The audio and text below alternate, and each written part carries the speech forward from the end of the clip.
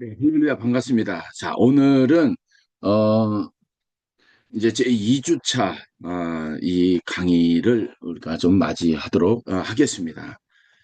미국 내 한인 교회의 이 회복과 이제 선교적 이 전환이에요.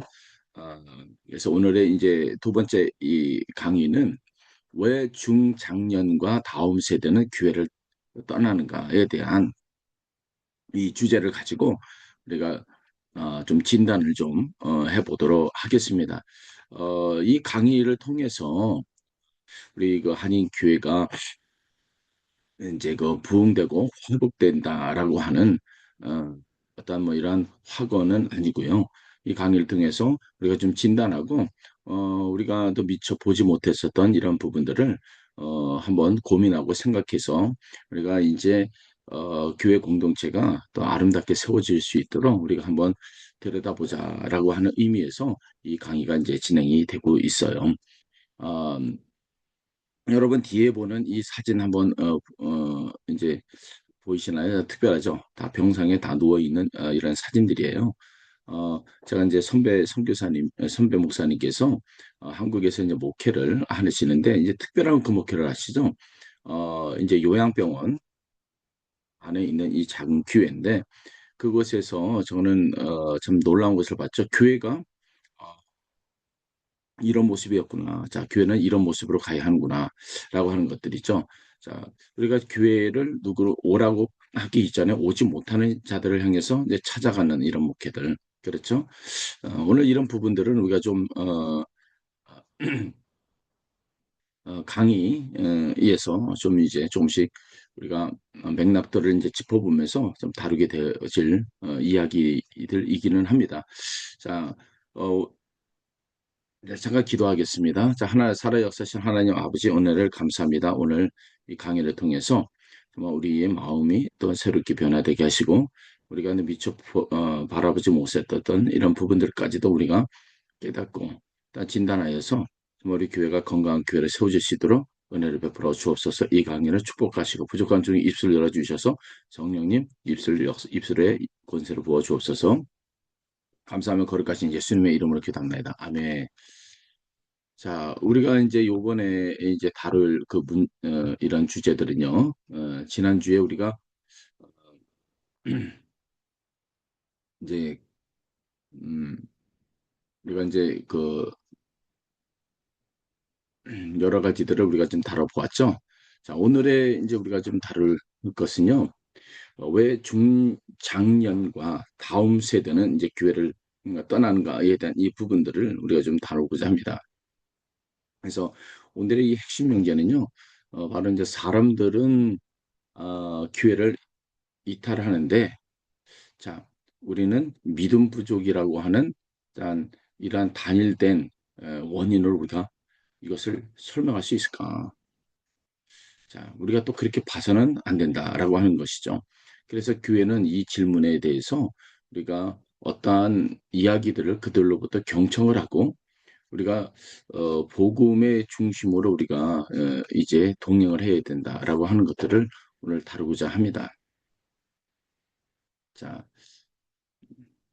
지난주 우리는 이제 미국 내 한인 교회의 그 위기가 숫자의 그 문제이면서 동시에 정체성인 이 문제라고 하는 것을 우리가 좀 확인을 했어요. 오늘은 그 숫자 뒤에 있는 이제 사람들의 이야기로 우리가 좀 들어가려고 합니다. 그래서 통계는 여러분 사람을 어, 이제 그 요약했지만 그러나 그 사람들을 전체를 설명할 수는 없다는 것이죠. 그리고 그 이 통계 이면에 보이지 않는 이 부분들, 설명되지 않는 그 사람들을 자, 우리는 이제 어떻게 그들을 상대해야 하는가 자를 우리가 이제 볼 필요가 있어요. 제가 한 예로 한 미국 내에서 이제 계셨던 한 장로님의 그 이야기를 잠깐 예를 들면서 여러분들이 이 이야기는 어, 우리의 이야기일 거고, 우리의 이웃의 이야기일 거고, 또 우리의 교회의 이야기일 수도 있어요. 한번 이제 음, 한번 한 가정에 대한 이야기를 한번 살펴볼게요. 한즉 그 장로님이 20년 동안 이제 교회를 열심히 다니고 그리고 이제 교회 재정들을 다 섬겼어요. 그런데 그분이 이제 어느 날 어떤 이유여서인지는 몰라도 모든 직분을 다 내려놓고 자 그리고 예배 출석도 이제 어, 서서히 이제 줄어드는 것이죠. 아무도 이 그분을 붙들려고 하지도 않았고 어, 그분도 아무 말도 하지 않았어요. 또 그 집안에는 또 딸과 아들이 있는데 딸은 대학에 진학한 뒤에 한인 이 교회를 떠나서 다민족 교회로 이제는 출석을 하는 거예요. 그리고 이제 그곳에서 그는 처음으로 자신의 신앙을 자신의 언어로 이제 설명해 보기도 합니다. 다시 이 말은 뭐냐면 나는 신앙을 갖고 있는 자다라고 하는 것을 이제 표현을 한다는 얘기죠. 그리고 아들은요, 또 잠들기 전 이제 휴대전화로 이제 설교를 이제 듣지만 이 교회 저 교회도 아무 데도 이제 속하지 않는 이제 인터넷 성도가 되어져 버린 것이죠. 그는 자신이 여전히 그리고 이제 기독교인이라고 저는 늘 생각하고 그렇게 고백을 합니다. 그러나 이제 그 어머니만큼은요, 그 장로님의 아내 그 권사님만큼은 한국어 그 예배와 영어 예배 사이를 오가면서 다 가족들을 이제 붙들려고 무단히 그 애를 씁니다. 그리고 매주 그 이제 권사님은 그러면서 불구하고 이제 실패하고 있다고 이거 좌절하기도 합니다. 여러분 오늘 이것에 대한 이 질문은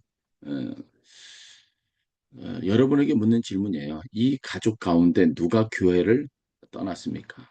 누가 이 가족 중에 교회를 떠났나? 질문은 단순해 보이지만요. 아, 여러분, 문 복잡합니다. 자, 그리고 우리의 그 목회가 자주 실패하는 그 이유는요. 답이 복잡한 질문에 단순한 처방을 내리기 때문에 그렇다는 거예요. 자, 이 네 사람이 각기 다른 이 답을 요구하고 있는데 똑같은 대답으로 여러분 다시 교회 나오세요라고 말하면 우리는 네 사람 모두를 다 잃어버리게 되는 거죠. 자, 그렇기 때문에 자, 이탈을 적어도 네 가지로 우리가 구분을 해야 되죠. 첫 번째 이 원인이 뭐죠? 그 이탈의 원인이 자, 첫 번째는 한인 교회의 이탈이죠. 신앙은 그 유지하지만 다른 민족 교회나 다민족 교회로 자, 이동한 것이죠. 자, 이 경우는 이 경우에 그 신앙은 잘하고 있지만 오히려 한인 교회가 제공하지 못한다는 것을 다른 곳에서 얻은 것이죠.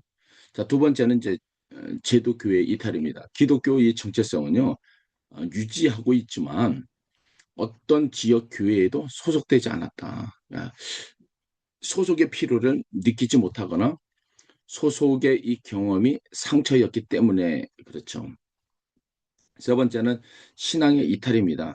기독교 신앙 자체를 더 이상 받아들이지 않는 것이죠. 예. 그리고 네 번째는 내부의 이탈을 우리가 좀 볼 수가 있는데 예배에는 출석하지만 관계와 봉사와 배움과 사명에서 정서적으로 이미 다 철수한 그 상태를 우리가 볼 수가 있습니다. 그래서 이 네 유형을요 구분하지 않으면 처방도 이제 빗나갈 수밖에 없는 거예요.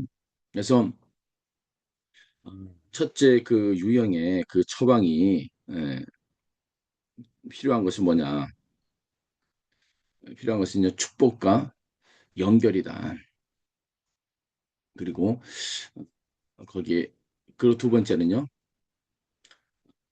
유형에서의 필요한 것은요. 관계의 회복이고 그리고 거기에 관계의 회복이 필요한 것이지 프로그램의 이 초대가 아니다라고 하는 것을 우리가 볼 수가 있습니다. 세 번째 유형에서 필요한 것은요. 논쟁이 아니라 오래 지속되는 그 우정과 또한 정직한 이 변증이 이제 필요한 것입니다. 그 네 번째는요. 네 번째 유행에서는 필요한 것은요, 출석의 동료가 아니라 진심 어린 그 안부와 이 회복이에요. 자, 그런데 우리가 자주 놓치는 것이 바로 네 번째 유행입니다. 그들은 통계에 잡히지 않았기 때문에 우리의 그 출석부는요, 그들을 건강한 성도로 이제 기록하고 있죠. 여기서 다섯 번째 이 범주를 조심스럽게 덧붙일 수가 좀 있는데요.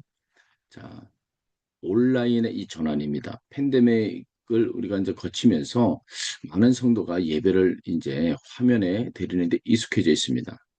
자, 이 가운데 어떤 이들은요, 건강과 거리와 이 돌봄의 이유로 이제 그렇게 하고 있고, 그들의 이 신앙은 오히려 깊어지기도 합니다. 어떤 이에게 온라인은요, 소속이 없는 이 소통의 이 통로가 되기도 하고요. 그렇기 때문에 온라인 예배 자체를 이탈로 규정해서도 안 되고, 온라인 참여를 소속의 증거로, 어, 이제 봐서도 안 된다는 것이죠. 우리가 물어야 할 것은요, 바로 뭐냐면, 화면 앞에 앉은 그 사람이 어떤 공동체 안에서 어떤 이름으로 불리고 있는가를 우리가 주목해야 할 필요가 있습니다. 제가 이 파워포인트를 잠깐 이제 띄워서 이제 좀 말씀드리도록 하겠습니다. 음,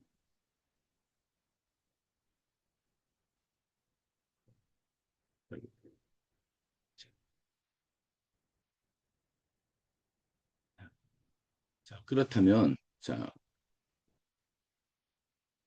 어, 우리가 방금 우리는 그 네 번째 유형을 우리가 발견하면서 매우 중요한 우리가 지점에 지금 도달했는데, 자, 여러분, 교회 출석부가 이 잡아내지 못하는 그 이탈이 있다면, 어, 우리가 소속을 판별하는 그 기준 자체를 우리가 검토해야 되는 겁니다. 그래서 여기서 폴 히버트의 가장 널리 인용되는 이론이 이제 등장합니다.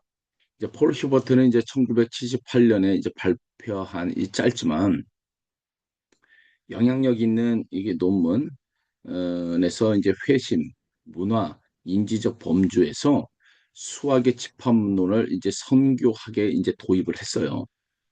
그래서 이제 그는 사람이 사물을 범주화하는 방식에 크게 두 가지가 있다고 이제 설명을 했는데 그 하나가 이제 경계집합입니다. 이 경계집합이라고 하는 것은요, 어떤 대상이 그 범주에 이 속하는지를 자, 명확하게 이 경계선과 본질적 속성으로 이제 판별하는 거예요. 예를 들어서 이제 말씀드린다면 사과라고 하는 이 범주는 아주 명확하죠. 그렇죠? 어떤 과일은 자, 사과이거나 사과가 아닙니다. 자, 그 중간은 없어요. 그렇죠? 그리고 사과가 된 이후에 자, 더 사과가 되거나 덜 사과가 되지는 않아요. 사과 그 자체죠. 자, 경계집합에서 중요한 것은요. 경계선이고 공동체의 에너지는 이 경계선을 정의하고 감시하는 감시하고 방어하는 데 이제 사용이 됩니다. 자, 다른 하나는 이제 중심집합이에요. 중심집합은요. 경계선이 아니라 중심과의 이 관계를 관계로 이 범주를 정의합니다. 그리고 이제 결정적으로 이제 방향을 이제 고려하는데 어떤 대상이 이 중심을 향해서 움직이고 있는가 아니면 중심에서 멀어지고 있는가. 자, 히버트가 든 이 예는요, 광활한 이 거대한 이 목장이라고 보면 자, 울타리를 세워 소를 가두는 방식이 있고 자, 우물을 파서 그 소들이 물을 향해 모이게 하는 방식이 있어요. 자, 시버트가 반드시 덧붙인 단서를 한번 우리가 기억해 본다면요. 중심 집합은요. 모호한 집합이 아니에요. 자, 중심 집합에도 안과 밖은요. 분명히 있어요. 다만 그 판별 기준이 정적인 속성이 아니라 중심이신 그리스도와의 살아있는 관계와 방향이라고 하는 겁니다. 자, 이제 이 이론을 우리 한인교회에 이제 한번 적용해 본다면, 자, 우리 교회가 실제로 사용하는 이 소속의 이 판결 기준이 무엇인가를 우리가 질문을 던져 보게 되어집니다. 자, 우리가 솔직하게 우리가 목록을 만들어 보면요. 이런 것들이 나올 거예요. 한국어 예배를 드리는가, 아니면 주일 대예배에 이 사람이 참석하는가, 아니면 이 사람이 11조를 하는가, 아니면 이 사람이 새벽 기도에 나오는가, 또 어떤 직분을 맡았는가. 자, 부모가 우리 교회 성도인가? 자, 이런 기준들은 모두 경계 집합의 기준입니다. 측정하기가 쉽고 관리하기 쉽죠. 자, 그러나 이 기준으로 판별하면 두 가지의 심각한 오류가 이제 발생이 되는데, 그 첫 번째 그 오류는 위양성입니다. 다시 말하면 30년째 모든 예배에 출석하고 모든 직분을 맡았지만 10년 전서부터 그리스도를 향한 방향이 자, 방향이 멈춘 사람. 이제 그러니까 고정적인 사람을 얘기하고 있는 겁니다. 자, 경계집합의 이 기준으로 그는 완전한 그 내부자입죠. 내부자. 중심 집합의 기준으로 그는 중심에서 그러나 서서히 멀어지고 있는 사람이에요. 아무 어, 이제 어, 영향 아무 그러니까 고정적인 사람이라는 얘기죠. 자, 그렇다면 우리는 그를 모범 성도로 기록하고 어, 더 많은 직분을 맡깁니다. 예. 그의 이제 소진과 이 냉담은 아무에게도 이제 보이진 않죠. 그 안에 갖고 있었던. 자, 두 번째 오류는 위음성이에요. 한국어를 잘하지 못하고 주일 대예배 대신에 영어 예배에 나가고, 자, 성경에 대해서 어려운 질문을 계속 던지고 교회 행사에 잘 참석하지 않는 23살 그 청년이 있습니다.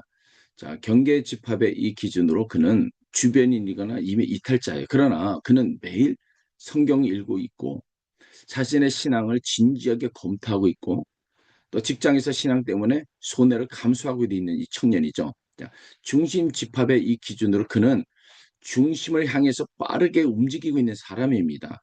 자, 우리는 그를 놓치고 있으면서 자신이 무엇을 놓쳤는지조차 모른다는 거예요.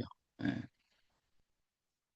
그래서 우리가 한 걸음 더 나간다면 경계집합의 이 교회가 위기를 만나면 어떤 방안을 보니까 아까 한 분의 고정적인 것을 얘기했죠. 내부자이지만은 에, 에, 그는 점점점 그 중심에서 멀어지고 있는 사람. 뭐라면 너무 고정적이고 어, 이게 어떤 표현을 말씀을 드린다면 그냥 아무 그냥 고정적인 사람인 걸 얘기를 하고 있는 거죠. 우리가 경계집합의 교회가 그러니까 위기를 맞는 어떤 반응을 보일까? 자, 경계를 더 강화합니다. 규정을 늘리고 자격을 까다롭게 하고 순수성을 강조하고 의심하는 자를 경계 밖으로 밀어내 버리는 것이죠. 예. 이것은 위기 앞에서 매우 자연스러운 반응이지만 결과적으로 이탈을 가속화시키죠. 예. 경계 집합 그 안에 갇혀 있는 사람 갇혀 있는 거죠. 제도 안에 갇혀 있는 것. 반면에 중심 집합의 이 교회가 위기를 만나면 중심을 다시 가리킵니다. 그리스도를 다시 설교하고 사람들에게 지금 어느 방향으로 움직이고 있는지를 묻고 뒤처진 사람과 동행하는 것입니다. 자, 방향이 중요하다는 것은요, 넘어진 사람을 포기하지 않는다는 뜻이죠. 넘어졌지만 여전히 중심을 향해 얼굴을 두고 있다면 그는 여전히 안에 있는 겁니다. 여러분이 아까 그 화면을 봤을 때 그 이제 병상에 눕혀 있는 이 침대에 누워 있는 이 환자들, 자, 그 교회의 모습이 바로 예, 바로 이런 음, 모습들이죠. 자, 이 이론요, 우리의 이 사례 가정에서도 그대로 적용이 되죠. 다민족 교회로 옮긴 그 딸은 중심을 향해서 움직이고 있습니다. 그리고 그 아들이 온라인 설교를 듣는 그 아들은요, 방향은 유지하고 있으나 홀로 걷고 있어서 위험하죠. 직분을 내려놓은 아버지는 경계 안에 있는 것처럼 보였으나 이미 중심에서 멀어지고 있었고 아무도 알아채지 못했죠. 어머니는 중심을 향해 있었으나 탈진의 위험 속에 있는 거죠. 이 네 사람에게 필요한 목회적 이 개입은 각각 다르게 나타나야 되는 것이죠, 사실은. 그리고 그 차이를 볼 수 있게 해준 것이 바로 히버트의 이론인 거예요. 여기서 우리가 이제 개혁주의 신학계 이제 한 가지 우리가 반드시 병기해야 될 부분들이 있는데 히버트의 중심 집합은 목회적 분별의 도구로서는 대단히 유용하지만 그것을 교회 회원권의 이 정의로 사용하면 개혁주의 교회론과의 충돌합니다. 그래서 개혁 교회는요 언제나 가시적 교회의 분명한 이 경계를 유지해 왔고 그래서 이제 세례가 있고 신앙 고백이 있고 성찬 참여의 이 자격이 있고 이 권징이 있습니다. 이것을 모호하게 만들면 어, 교회는 관리 가능한 이 공동체이기를 그쳐버리는 것이죠. 그런데 우리가 좀 흥미롭게 우리가 생각해야 될 그 사실들은요. 시버트가 중심 집합으로 해결하려 한 그 문제를 개혁주의 신학은요. 이미 다른 방식으로 다뤄왔다는 거예요. 우리가 좀 칼빈을 우리 살펴보면 기독교 강요 제4권에서 교회를 이제 두 측면으로 이제 우리가 구별을 했어요. 자, 하나는 오직 하나님만 보시는 불가시적인 교회, 그리고 창세전부터 택하심을 받아 실제로 그리스도와 연합한 자들의 이 총체. 자, 또 다른 하나는요, 우리 눈에 보이는 이 가시적인 교회와 그리고 이제 그 신앙을 고백하고 세례를 받아 함께 모이는 이 회중입니다. 자, 이 두 교회는요, 별개의 이 두 집단이 아니라 같은 교회를 보는 두 시선인 겁니다. 이 구별이 우리에게 주는 것은요, 정확히 이제 두 가지죠. 그 첫째가 뭐냐면 가시적 교회의 이 명부에 이름이 있다는 그 사실이 그 사람이 그리스도와 연합했다는 그 증거는 아닙니다. 그러나 몇십 년 된 출석 이 교인의 그 냉담을 우리는 진지하게 다뤄야죠. 두 번째는 둘째 반대로 이제 우리는 누가 택함을 받았는지 우리가 판정을 할 수 있는 그 자리에 있지 않습니다.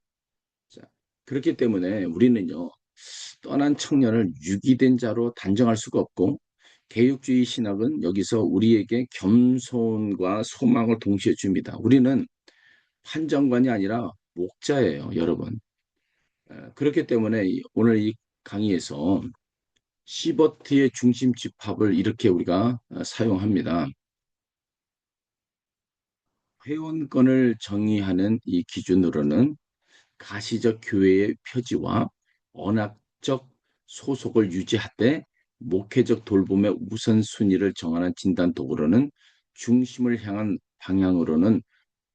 방향이라는 물음을 우리가 사용합니다. 자, 어, 이제 다시 말하면 그는 안에 있는가 밖에 있는가는 자, 교회의 공적 질서가 답하고 그는 지금 어디를 향해 걷고 있는가라고 하는 것은요. 목자의 눈이 답하는 것이죠. 이 둘을 우리가 혼동하지 않는 것이 이 개혁주의의 목회의 이 정밀함입니다. 자, 그리고 우리가 중장년의 그 이탈에 대한 이 구조들을 우리가 좀 살펴봤으면은 좋겠는데, 음, 여러분들이 하나 이제 질문을 던지고 싶은 게 있어요.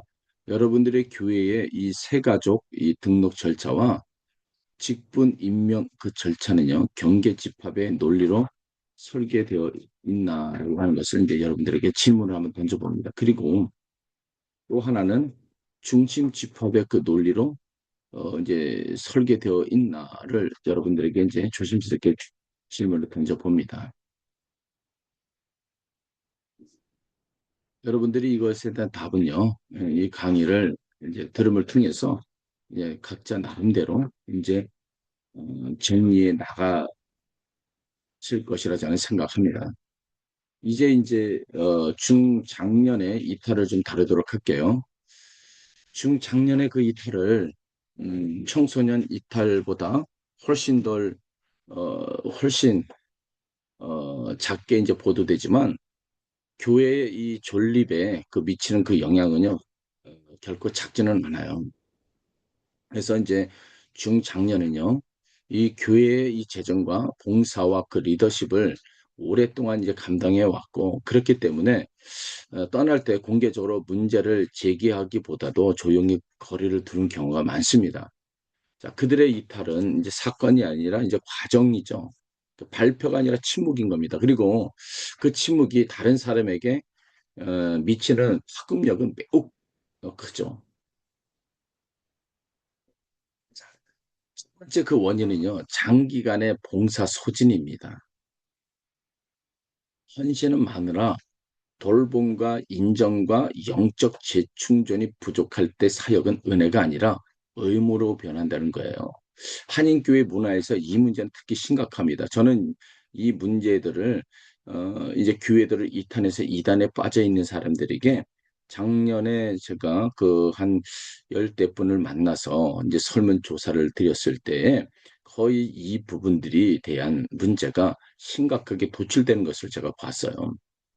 그리고 그들은 이단 안에 빠져 있으면서 어, 이 부분에 대한 부담감을 이제 덜었다라고 말하는 것을 저는 봤어요.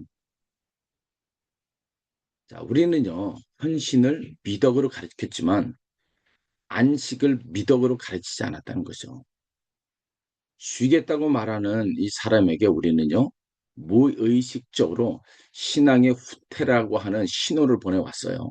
믿음이 없다. 자, 그 결과 많은 중장년은요, 자, 영적 소전을 고백하는 대신에 조용히 사라져버리는 길을 선택했다는 거죠. 고백하면 부끄럽지만 에, 에, 자, 사라지면 그저 바쁜 사람이 되기 때문에 그렇게 조용히 사라져 버렸다는 겁니다. 둘째 원인은요, 우리가 역할 상실이에요, 여러분. 은퇴, 자녀의 독립, 이사, 건강의 악화, 직분의 이 교제는요, 단순한 일정의 이 변화가 아니라 존재 의미의 위기로 이어질 수가 있다는 겁니다. 여기서 윌리엄 그 브리스지스의 이 전환 이론이 우리에게 큰 도움을 줍니다. 브리스지스는요, 변화와 이 전환을 이제 구분을 했는데, 변화는 외부에서 일어나는 그 사건이고, 전환은 그 사건을 통과하는 내면의 과정이다라고 본 겁니다. 그리고 모든 전환은 반드시 세 단계를 이제 거치는데, 첫째는 끝맺음이다. 자, 이전의 정체성을 놓아 보내야 하는 겁니다. 둘째는 중립지대. 옛것은 지나갔으나 새 것은 오지 않은 혼란과 공백의 시기로 보는 겁니다. 세 번째는 새로운 시작. 자, 교회가 저지르는 가장 흔한 실수는요, 중립지대를 인정하지 않는다는 거예요. 우리는 은퇴한 그 장로에게 곧바로 새로운 직분을 제안하거나 아니면 아무 말도 하지 않습니다. 둘 다 그를 돕지 못합니다. 그에게 필요한 것은 자신이 잃은 것을 애도할 시간과 그 애도를 함께 해줄 사람인 겁니다. 교회가 사람을 직분과 기능으로만 대했다면 역할이 사라질 때 소속감도 함께 사라져 버린다는 겁니다. 여러분, 이게 심각한 이야기죠. 자, 그렇기 때문에 중장년의 목회의 핵심 질문은 이겁니다. 우리 교회에도 아무 직분도 맡지 않는 사람은 자신이 여전히 소중하다고 느끼는가에 대한 질문을 우리가 어, 던질 수가 있습니다. 셋째, 원인은 이 갈등과 이 상처인데 목회자의 이 교체, 재정의 문제, 당회의 갈등, 또 파벌과 이 소문은요 수십 년 동안 쌓인 신뢰를 몇 달 만에 다 무너뜨려 버리는 겁니다. 여기서 에드윈 이 프리먼드의 이 가족 체계 이론이 유용하게 이제 분석틀로 우리가 사용할 수가 있는데요. 프리먼델은 이제 1985년도에 그가 쓴 이 대표 저작이 있죠. 세대에서 세대로에서 교회의 이 회당을 하나의 어, 정서적 이 체계로 보아야 한다고 이제 주장을 했어요. 그의 이제 통찰은 바로 이것인데 체계 안에서 불안은 전염이 되고 불안이 높아지면 체계는 그 불안을 특정한 이 개인에게 집중시켜서 문제의 그 원인으로 이제 지목을 합니다. 자, 그 사람이 떠나면 잠시 평온해지지만 몇 달 뒤 체계는 또 다른 사람을 지목합니다. 왜냐하면 문제는 그 개인이 아니라 불안 자체였기 때문에 그런 것이죠. 자, 학問들으니까 이제 제시한 이 해법은요, 에, 지도자의 자기 분화입니다. 다시 말하면 자기 분화라고 하는 것은요, 정서적으로 냉담해지는 것이 아니라 체계의 불안에 휩쓸리지 않으면서도 관계 안에 계속 머무는 능력입니다. 불안한 교회가 그 목회자에게 요구하는 것은 대개 두 가지죠.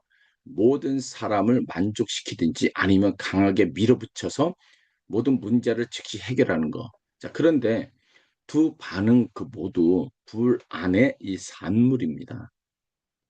그러니까 성숙한 지도자는 이제 불안의 이 속도에 맞추어서 이제 반응하지 않고 자신의 원칙을 분명히 하면서 관계를 끊지 않습니다. 자, 이 훈련이 없으면 아무리 좋은 회복 모델도 첫 번째 갈등에서 무너지게 되는 겁니다. 자, 그리고 네 번째 그 원인은요, 정치적 필요와 양극화입니다. 강단이 복음보다 특정 정당이나 국가 정체성을 대표한다고 느낄 때 성도는 자신의 신앙 공동체가 아니라 정치 집단에 참여하고 있다고 느끼게 됩니다. 요즘 한국 교회가 여기에서 많이 무너지고 있죠. 예. 그리고 그 느낌이 들면 그는 침묵하거나 떠납니다. 여기서 누비긴의 이 통찰이 중요합니다. 누비긴은요, 복음이 사적 견해가 아니라 공적 진리라고 강력하게 이제 주장하고 있습니다. 그렇기 때문에 교회가 공적 영역에 대해서 말하지 않는 것은 복음을 축소하는 것이다. 자, 그러나 동시에 그는 복음을 어떤 정치적 기획과도 동일시할 수 없다고 말했습니다. 왜냐하면 모든 정치적인 이 기획은요, 하나님 나라의 심판 아래에 있기 때문에 그래요. 자, 이 균형이 오늘 한인 교회 강단에 절실히 필요한 거예요. 침묵도 답이 아니고 동일시도 답이 아닙니다.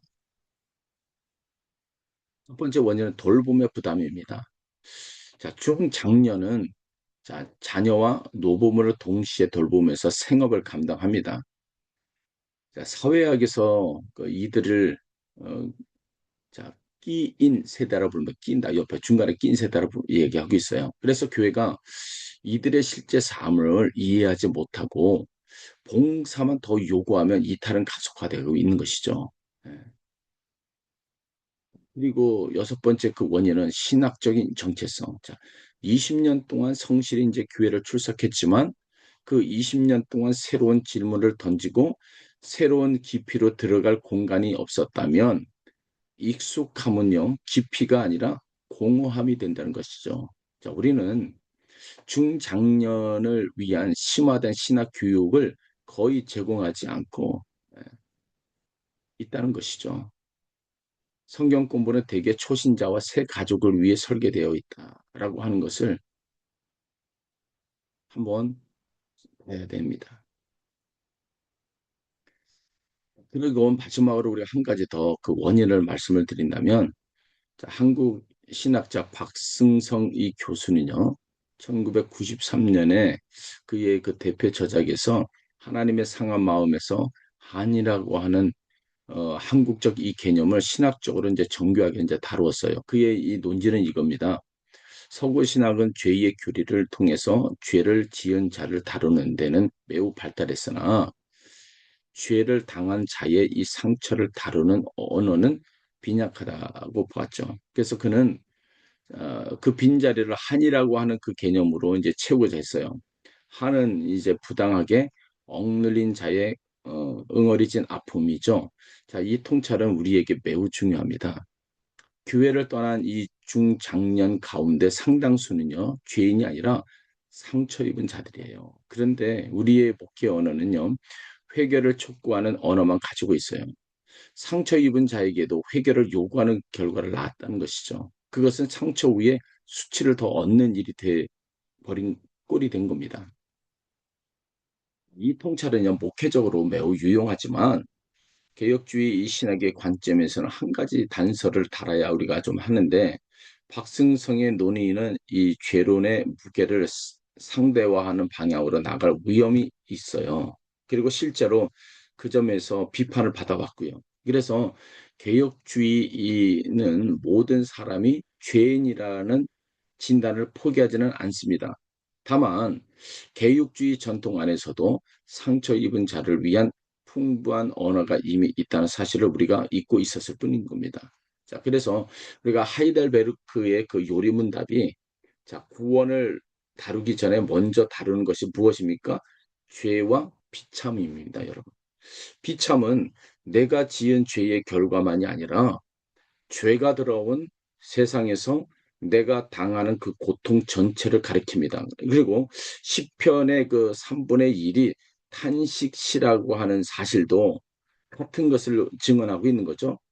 성경은 억울한 자에게 회개를 요구하기 전에 먼저 하나님께 부르짖도록 이제 요구합니다. 자, 칼빈이 시편 주석에서 다윗의 탄식을 다루는 방식을 한번 보세요.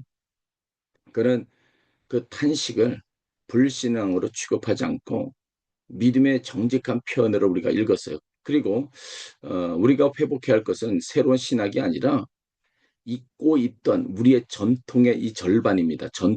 전통을 절반인 것이죠. 잃어버린 것들. 자, 상처 입은 중장년에게 필요한 첫 말은요, 회개의 이 촉구가 아니라 탄식할 자리를 내어주는 것이죠.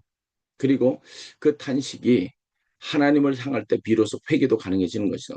순서가 바뀌면 우리는 그 상처 위에 수치를 얹게 될 수밖에 없어요. 그래서 중장년 이 회복의 그 핵심은요, 더 많은 일을 맡기는 것이 아니라 그들의 이름과 이야기를 다시 듣고 역할과 존재를 분리해서, 자, 애도와 이 조난을 동행하고 축적된 지혜를 다음 세대와 나누게 하는 거. 자, 중장년은요, 사역의 인력만이 아니라 이 공동체의 기억을 보유한 그 사람들이에요. 그래서 다음 세대와 지역 사회를 잇는 살아있는 선교적 자원이라고 하는 것을 우리가 잊지 않았으면 좋겠습니다. 자, 그리고 다음 세대를, 다음 세대 이탈의 이 구조들을 우리가 좀 한번 살펴본다면, 이제 청소년과 청년의 이탈을 좀 한번 다뤄보도록 할게요. 지난주에 우리가 본 이 자료를 다시 한번 우리가 떠올려 한번 생각해 보세요. 미국에서 태어난 한국계 미국인 가운데 45%가 무종교라고 응답을 했다고 말씀드렸죠. 자, 이 자료, 이 숫자를요, 배신의 증거로 읽지 않았으면 좋겠습니다. 자, 미국 사회 전체의 성인의 상당수가, 자, 어린 시절에 이 종교와 다른 정체성을 가지고 살아가고 있어요. 종교적인 이동은 예외적 사건이 아니라 보편적 현실이 되었습니다. 그래서 다음 세대는요, 부모의 이 종교를 자동으로 상속받기보다 검토하고 선택한다는 얘기죠. 자, 이것을 우리가 어, 배신으로만 해석하면 안 된다 이거죠. 대화의 문이 닫혀버립니다. 그러면. 자, 그러면 첫째 원인은요, 시- 신앙의 얕은 이 전수 방법들에 대해서 우리가 좀 생각해 봐야 됩니다. 사회학자 이제 크리스천 이 스미스와 멜란단 이 덴테는요, 2005년도에 대규모 연구, 이제 서울 서칭에서 미국 청소년의 실제 신앙 그 내용을 이제 조사한 뒤에 그것을요, 도덕주의적 치료적 이실론이라고 명명했어요. 자, 그 내용은 다섯 가지죠. 하나님은 세상을 만드시고 지켜보신다. 그리고 하나님은 사람들이 서로에게 착하게 대하기를 원하신다. 자, 인생의 목표는 행복하고 자신에게 대해서 좋게 느끼는 것이다. 그리고 하나님은 문제가 생겼을 때 제외하고는 내 삶에 개입하지 않으신다. 자, 착한 사람은 죽어서 천국에 간다. 자, 이것은 기독교처럼 들리지만 기독교가 아니에요. 여기에서는요, 십자가가 없고 회개가 없고 하나님 나라가 없고 고난의 자리가 없어요. 그리고 켄다 크리시딘 이 교수는요, 2010년도에 그가 쓴 대표 저작이 있는데 거의 기독교인에서 이 연구 결과를 교회를 향한 이 고발로 이제 전환했습니다. 그의 그 논지는 냉정합니다. 청소년들의 이 신앙이 얕은 이유는 그들이 게으르거나 세속적이어서가 아니라 그들이 어른들의 신앙을 정확하게 학습했기 때문이라고 하는 것을 라고 진단을 했죠. 놀랍죠? 그는 이렇게 말합니다. 우리는 우리인 것을 얻는다. 청소년의 이 도덕주의적 치료적 이실론은 성인 교회의 도덕주의적 치료적 이실론을 반영한 것이다. 자, 그렇다면 여러분, 다음 세대 사역의 계획은 개혁은 청소년부의 프로그램 개편이 아니라 어른 교회의 회계에서부터 시작이 되어야 된다고 하는 것을 진단한 것이죠. 자, 이 진단을요, 시버트의 언어로 우리가 옮기면 더 선명해집니다. 시버트가 말한 세계관층의 회심이 일어나지 않는 채 행동층과 심령층에만 신앙의 전수가 되면 그 결과가 바로 이중구조의 기독교입니다.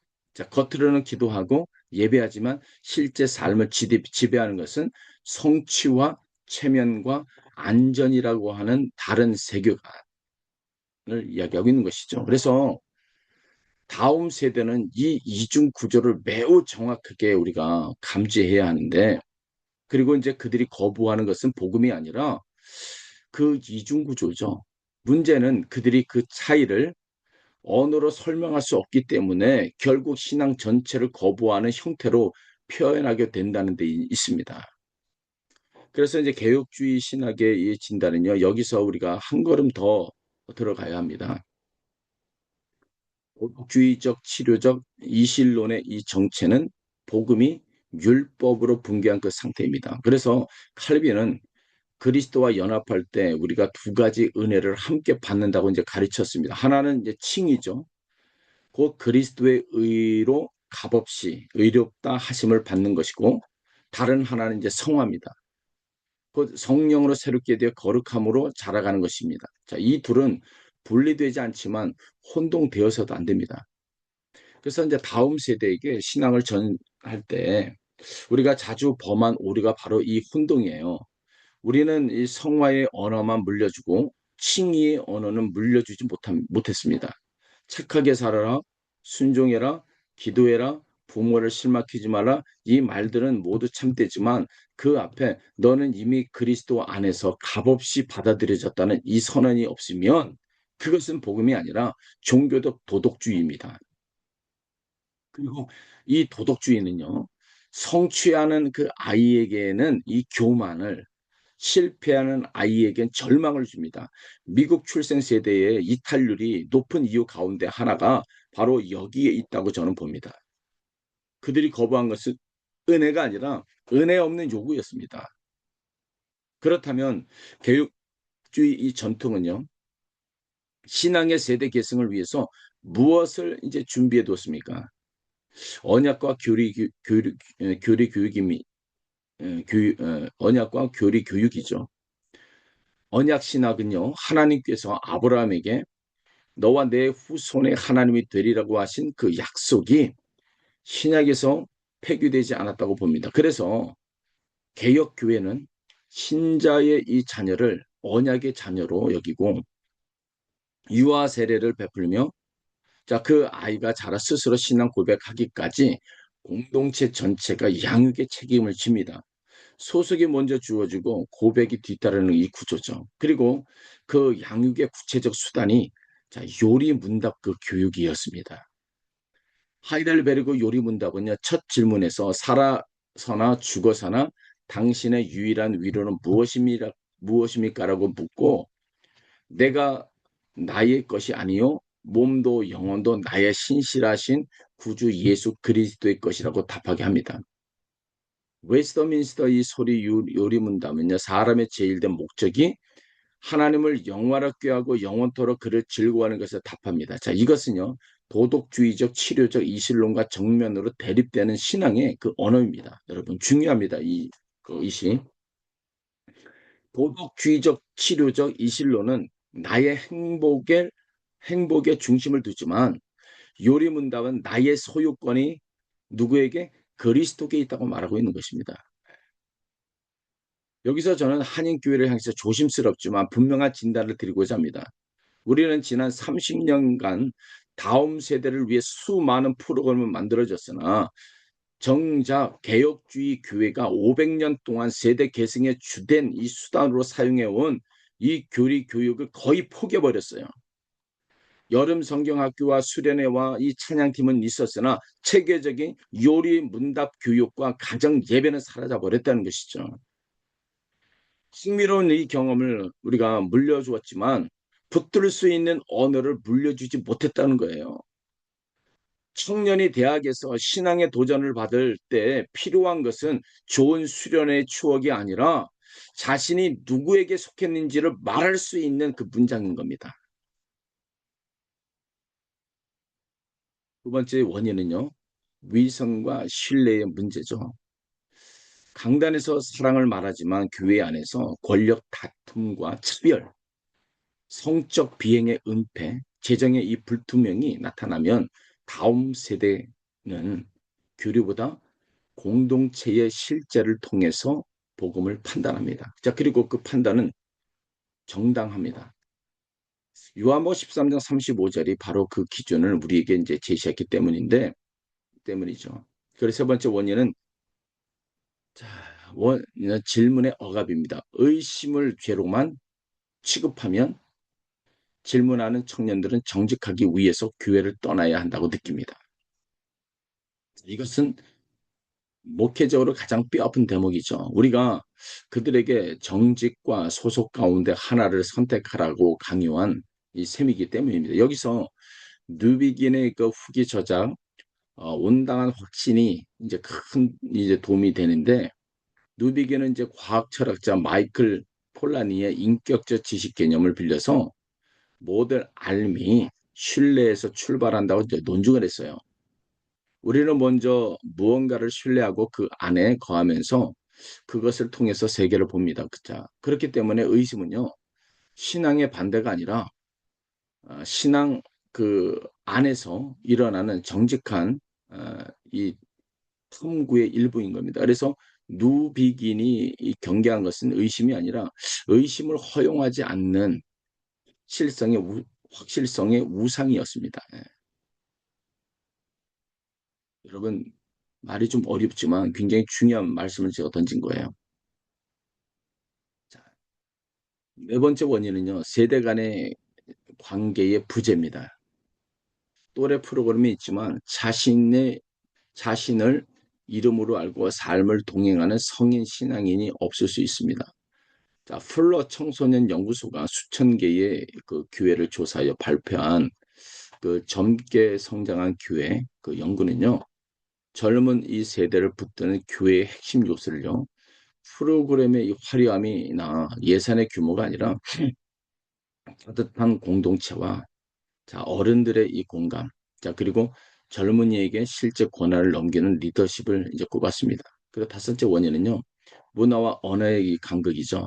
1세대는 이제 순종과 희생과 인내를 신앙의 언어로 이제 사용합니다. 그러나 이제 2세대는요, 좀 다르죠. 진정성이죠. 그리고 상호성과 정의와 정서적 안전을 중요하게 여깁니다. 어느 한쪽이 복음이고 다른 쪽이 세속이라고 단정할 수 없어요. 두 언어 모두 성경 안의 근거를 가지고 있고 두 언어 모두가 문화적 굴절을 겪었습니다. 여기서 필요한 것은 판정이 아니라 예, 어떻게 그것을 번역해 나갔냐 이거죠. 자, 그렇다면 여섯 번째 원인은 대표성과 이 권한의 이 부재입니다. 자, 영어 그 예배가 자, 존재해도 예산과 그 공간 그리고 인사와 비전의 결정은 자, 한국어 회중이 독점할 수가 있습니다. 다음 세대는요, 환영받는 이 손님이 아니라 공동체의 공동 소유자가 되기를 원하고 있어요. 여기서 히버트의 또 하나의 이 개념을 제가 하나 소개한다면, 선교학에는 오래된 삼자 원리가 있습니다. 토착교회는 자립, 자칫, 자전. 자, 해야 한다는 겁니다. 이 개념들의 이야기는요, 자, 네비우스 선교 정책에서 빌려서 어, 음, 이것이 우리 한국 교회에 크게 어, 기초하게 된 대표적인 사례죠. 자, 히버트는 여기에서 네 번째 자를 더해야 한다고 했습니다. 뭐냐면 하나를 더 포함한다면 자신학화입니다. 자신학. 다시 말하면 그 공동체가 성경을 읽고 자신의 상황에서 신학을 형성할 권리와 책임을 가져야 된다라고 하는 것을, 자, 하나를 더 얹어서 사자 어, 원리를 이야기한 것이죠. 이 원리를 우리 교회에 적용하면 매우 이제 도전적인 이 질문이 생기게 됩니다. 우리는 영어권 다음 세대에게 재정의 자립을 요구하고 자체 운영을 어느 정도 허용하고 있고 자기 또래에게 전도하라고 격려합니다. 그러나 그들이 자신의 인종적인 이 경험과 미국적 이 상황에서 성경을 읽고 신학적 이 질문을 제기할 때 우리는 그것을 신학이 아니라 안항으로 취급하지는 않는가? 우리는 한번 되돌아봐야 하지 않겠습니까, 여러분? 자신 핵화에 이 권리를 주지 않으면서 신앙의 이 계승을 기대하는 것은 분명한 모순이죠. 그렇죠? 자, 이 대목에서 학문적 근거를 하나 더 이제 제시한다면 사회학자 샤론 김 교수는요. 2010년의 연구 우리 자신의 그 신앙에서, 자, 로스앤젤레스 지역의 2세대 한국계 미국인들이 세운 이 교회들을 장기간 이제 관찰을 했어요. 그의 결론은요, 우리의 통념을 뒤집어 버렸습니다. 2세대는요, 단순히 부모의 이 교회를 거부하고 떠난 것이 아니었죠. 자, 그들은 한국계 이민교회의 요소와 미국 복음주의 요소를 결합하여서 어느 쪽과도 다른 제3의 형태를 창조하고 있었습니다. 다시 말해서 그들은 신앙을 버린 것이 아니라 신앙의 형태를 다시 만들고 있는 것이죠. 문제는 그 창조적 작업이 대개 부모님의 교회 밖에서만 가능했다는 거예요. 우리가 물어야 할 질문은 바로 이겁니다. 그 창조가 우리 교회 안에서 일어나게 하려면 우리는 무엇을 내려놓아야 하냐 이거죠. 이제 본문으로 좀 들어간다면 요한복음은요. 개인과의 그 만남 장면을 유난히 자세하게 기록한 복음서입니다. 자, 그리고 그 만남들은요. 각각 우리가 다룬 그 이탈의 그 유형에 정확하게 우리가 대응하고 있다는 것을 우리가 좀 볼 수가 있어요. 먼저 그렇다면 우리가 니고데모의 그 질문을 우리가 좀 살펴본다면 요한복음 3장에서 니고데모는요 밤에 예수님을 찾아옵니다. 그는 이제 바리새인이었고 유대인의 이제 지도였습니다. 자, 오늘의 언어로 하면은 신학교를 졸업하고 당회에서 존경받는 그 사람이었습니다. 자, 그런데 그는 밤에 예수님을 찾아옵니다. 요한복음에서 밤은 단순한 시간이 아니라 이해하지 못하는 상태를 상징하는 것이죠. 그가 던진 질문은 어설펐어요. 사람이 늙으면 어떻게 다시 태어날 수가 있느냐고 물었습니다. 그런데 예수님은요, 그의 질문은 그 조롱하지 않으셨습니다. 예수님 그의 질문에 대해 조롱하지 않으셨다.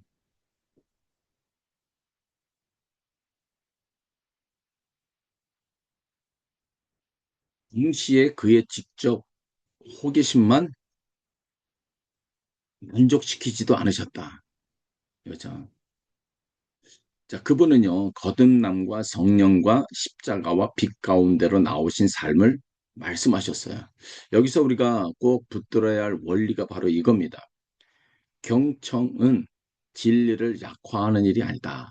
이거죠. 경청. 그리고 오히려 사람의 실제 질문이 복음의 진리와 만나게 하는 통로라고 하는 사실들입니다. 자, 우리는 자주 두 가지 극단 사이에서 흔들립니다. 하나는 질문을 억누르고 정답만 반복하는 권위주의. 다른 하나는 질문에 압도되어 진리를 흐리는 무기력입니다. 자, 니고데모와의 이 대화는요, 제3의 길을 보여주죠. 질문을 끝까지 존중하되 그 질문을 더 깊은 곳으로 인도하는 겁니다. 자, 그리고 여러분 기억하십시오. 니고데모는 그 밤에 회심하지 않았어요. 그는 7장에서 조심스럽게 예수님을 변호하고 19장에 이르러서야 몰약과 침향을 들고 공개적으로 나타납니다. 그의 여정은 여러 해가 걸렸어요. 우리는 한 번의 대화에서 결론을 요구하는 조급함을 우리는 회개해야 하는 겁니다. 이 대화에는요, 우리가 자주 지나치는 언어적 이 장치가 하나 있어요. 3절에서 예수님이 사용하신 그 헬라 아노테는요, 두 가지 뜻을 동시에 가지는데 하나는요, 다시이고 다른 하나는요, 위로부터입니다. 자, 니고데모는요, 그 말을 다시로 알아들었기 때문에 다시 어머니 태에 다시 들어가는 이야기를 했습니다. 자, 예수님이 뜻하신 것은 위로부터였습니다. 요한은 이 오해를 실수로 기록한 것이 아니라 신학적으로 배치했습니다. 인간이 종교적 노력으로 도달할 수 있는 갱신과 위로부터 오는 새 생명은 다르다는 것이죠. 자, 이 구별이 오늘 우리의 회복 논의에도 그대로 적용이 됩니다. 교회 회복을 다시의 문제로 이해하면 우리는 과거의 방식을 반복할 수밖에 없는 거죠. 더 많은 새벽기도, 더 많은 신망, 더 많은 부흥회, 자, 이 모든 것이 자, 귀한 것이지만 그것만으로는 위로부터 오는 생명을 만들 수가 없습니다. 회복은 반드시 회복은 반복이 아니라 새로운 출발이에요.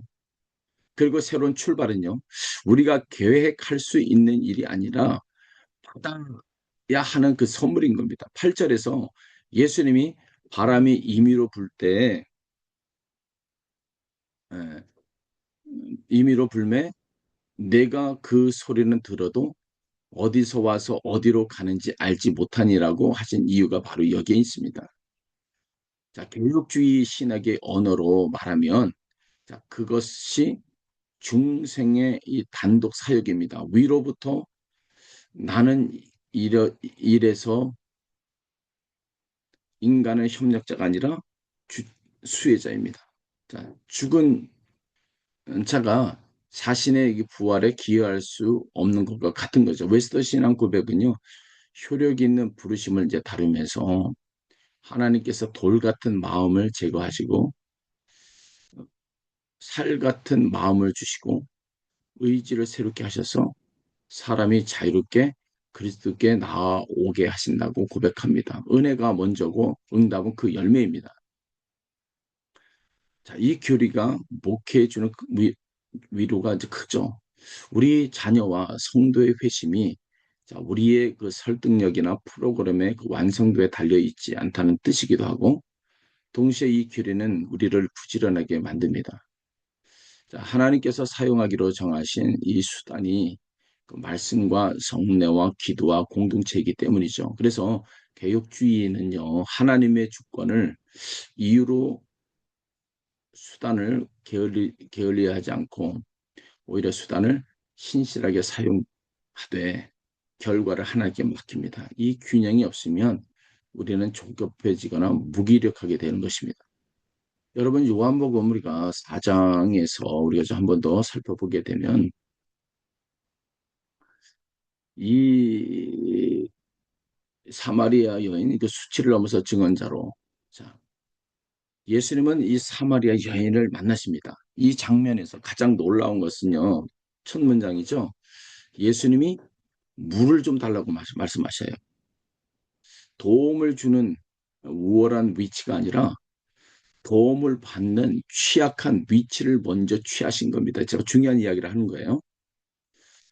나이지리아의 이 신학학자 테레사 오크레 이수녀는 1988년에 그 연구에서 요한복음의 선교 접근에서 자, 이 장면을 요한복음 선교 신학의 핵심 사례로 이제 분석을 했어요. 그의 연구에 따르면 이 대화에서 예수님은 한 번도 여인을 정죄하지 않으시고 대화의 주도권을 여인에게 상당 부분 허용하셨다라는 것이죠.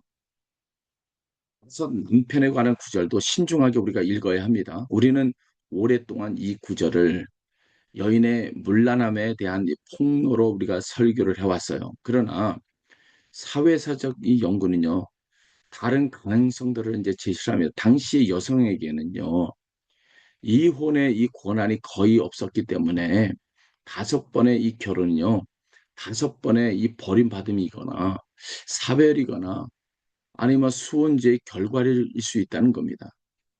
본문 자체는요, 그를 죄인이라고 부르지 않아요. 예수님은 그의 삶을 자, 아신다는 것을 보여주시되 수치를 주지 않으셨습니다. 그리고 그 결과 이 여인은요, 요한복음에서 한마을 전체에 그리스도를 증언한 최초의 인물이 됩니다. 이것이 회복 목회의 그 원리예요, 여러분. 떠난 사람을 문제로 규정하지 않고 그가 가진 물동이 곧 그의 갈망과 수치와 질문의 이야기를 먼저 듣는 거죠.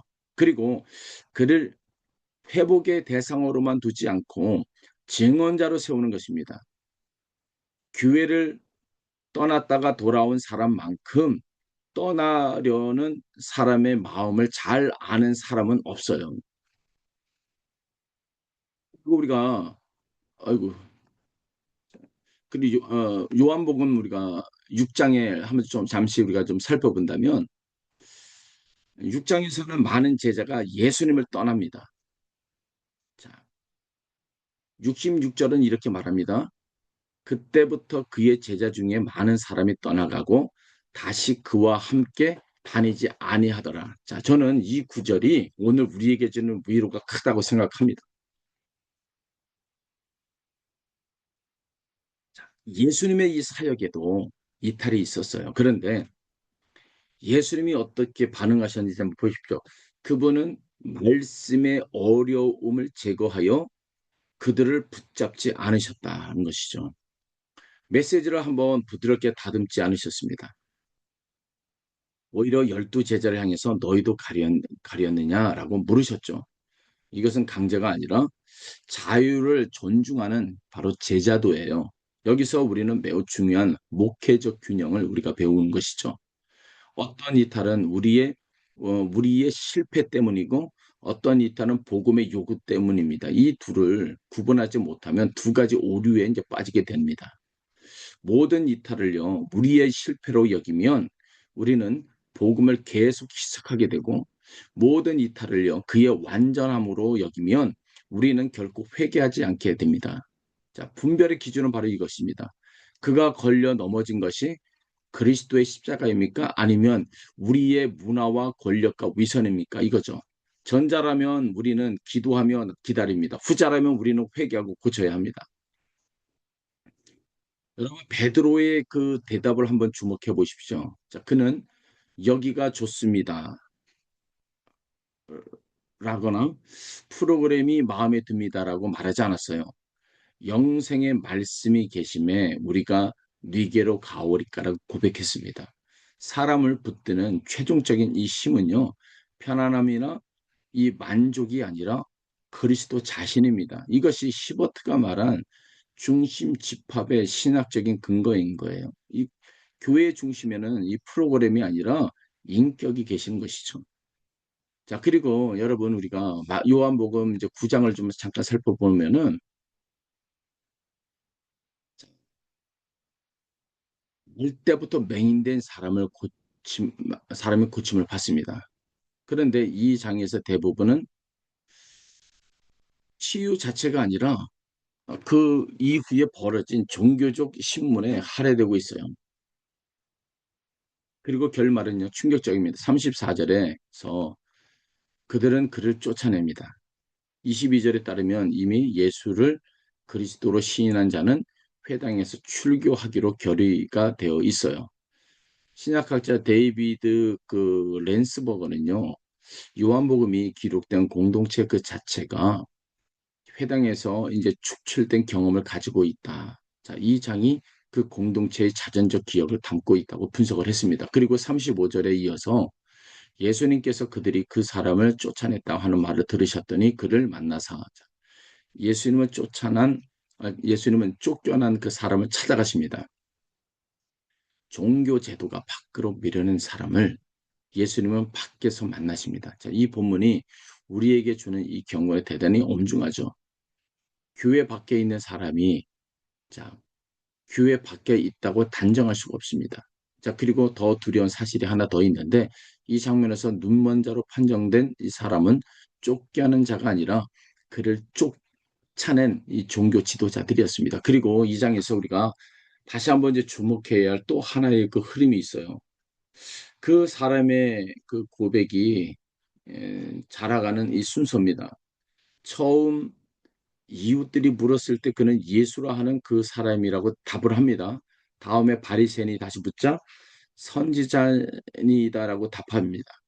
자, 압박이 거세지자 이제 그는요, 이 사람이 하나님께로부터 오지 아니하였으면 아무 일도 할 수 없으리라고 말합니다. 그리고 쫓겨난 그 예수님을 만나서야 주여 내가 믿나이다라고 이제 합니다. 그의 신앙 고백은요, 신문을 받을수록 깊어지죠. 자, 이 흐름이 우리에게 주는 목회적 이 교훈은요, 두 가지입니다. 첫 번째는요, 신앙은 완성된 이 상태로 시작되지 않고 자라갑니다. 처음 대답이 불완전하다고 해서 사람의 신앙이 없는 것이 아니죠. 자, 두 번째는, 그리고 이것이 아픈 대목인데, 이 사람의 고백이 완성된 이 시점은요, 그가 공동체 안에 있을 때가 아니라 공동체 밖으로 쫓겨난 그 뒤였습니다. 우리 교회가 어떤 청년의 신앙 여정 가운데 어느 단계에서 그를 밀어냈는지를 우리가 한번 생각해 보십시다. 우리가 그의 미숙한 두 번째 대답에 실망해서 그를 놓아버리는 것은 아닙니까? 한번 생각해 보길 원합니다. 자, 요한복음 9장은요, 신앙의 성장 이 곡선 이 중간에서 사람을 편정하지 말라고 우리에게 경고를 하죠. 자, 그래서 여러분, 목회자는요, 교회 경계보다 앞서 가시는 그리스도를 따라서 교회 밖의 사람을 찾아야 합니다. 이것을 시버트의 언어로 우리가 다시 말하면 이렇습니다. 우리가 경계 집합의 논리로 사람을 밖으로 밀어냈을 때에도 중심이신 그리스도는 그 경계 밖으로 걸어가신다. 놀랍죠? 자, 그리고 목회자에게 주어진 선택은 하나입니다. 경계선을 지킬 것인가? 아니면 중심이신 분을 따라갈 것인가? 이겁니다. 자, 그렇다면 우리가 자, 이탈자 여정 지도를 이제 한번 그려보도록 하겠습니다. 어, 여기에 이제 그 네 유형 가운데 네 유형이 있습니다. 떠나기 1년 전, 계기, 직후, 현재. 자, 네 유형이 있는데 그 사람은 네 유형 가운데 어디로 해당하는가? 자, 그리고 그는 중심을 향해 움직이고 있는가? 자, 멀어지고 있는가, 멈추어 있는가를 우리가 좀 생각해 봤으면 좋겠고, 또 하나는 이제 그 각 시점에서 그 사람들은 무엇을 느끼고 있는가. 이것은 이제 토론해야 될 부분인데, 이거는 이제 토론을 할 수가 없어서, 일단 여러분들이 각자가 한번 이렇게 생각을 해봤으면 좋겠어요. 자, 그러면은 제가 다른 부분으로 넘어갔습니다. 자, 그러면은 우리가 좀 정리해 나가도록 하겠습니다. 우리가 이탈자에게서 가장 먼저 우리가 보낼 말은 어떤 말이겠습니까? 왜 교회 안 나오십니까가 아닐 수 있어요. 자, 그 질문은요, 이미 그를 자, 피고석에 세우는 말을 될 수밖에 없습니다. 먼저 보낼 말은 이런 것일 수가 있어요. 그동안 우리가 듣지 못한 이야기가 있다면 듣고 싶습니다. 아유, 얼마나 겸손해요. 그걸 변명하지 않고 듣겠습니다. 얼마나 겸손합니까? 회복은 출석의 요구보다도 신뢰의 회복에서 시작되는 거예요. 그러나 경청이 전부는 아니죠.